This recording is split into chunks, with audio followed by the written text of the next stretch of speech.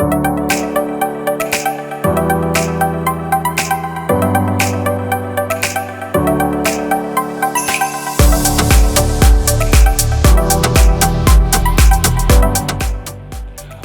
so Sadie, my oldest daughter, decided to join me at the office today. Sadie, tell the camera and everybody watching how old you are. I am 7 years old. 7, just turned 7. And what sport are you currently playing? Swim. Swim, and do you like it?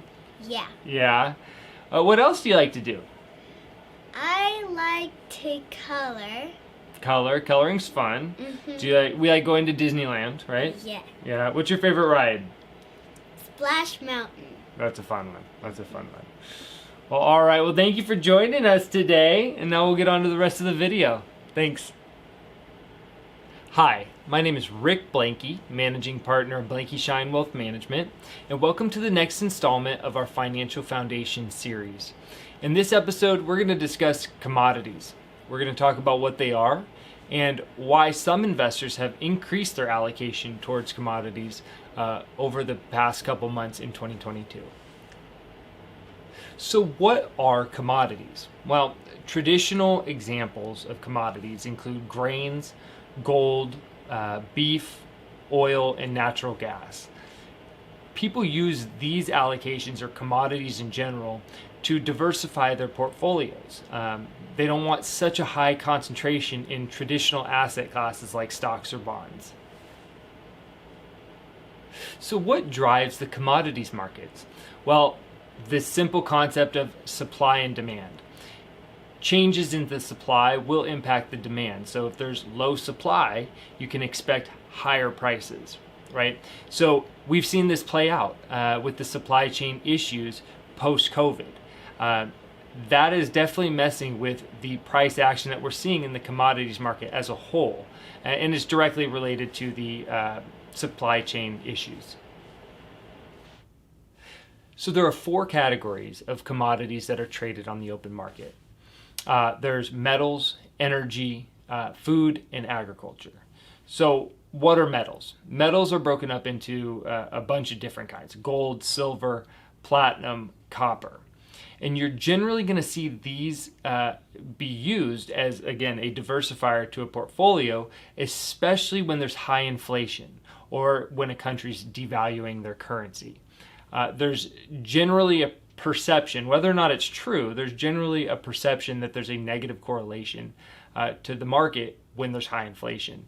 Whether or not that's true, we'll have to look at some charts to determine that at a later date.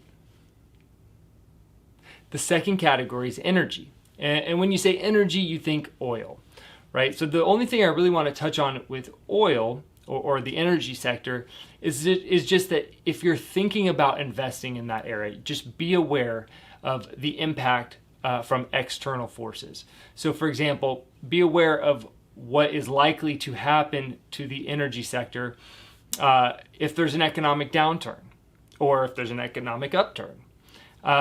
Be aware of any shift in production that's enforced by OPEC. And then also you got to be aware of new technologies, what wind and solar are going to do to the sector long term.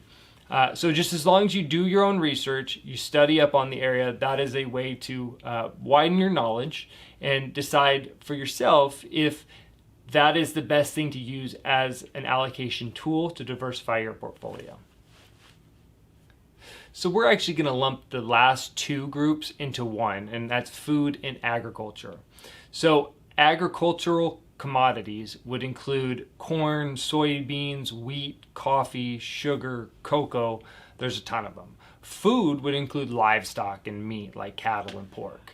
The main thing to remember with the agricultural commodities is that those can be very volatile, especially during summer months or any type of weather related transition.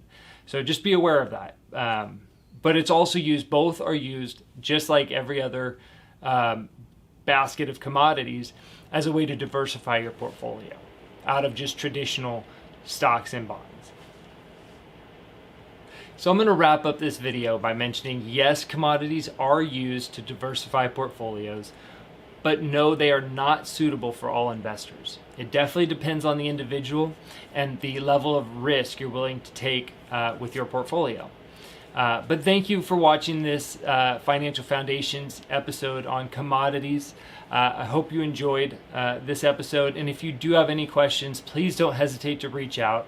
I'd love to talk to you. Give us a call or an email. We're available. Thanks.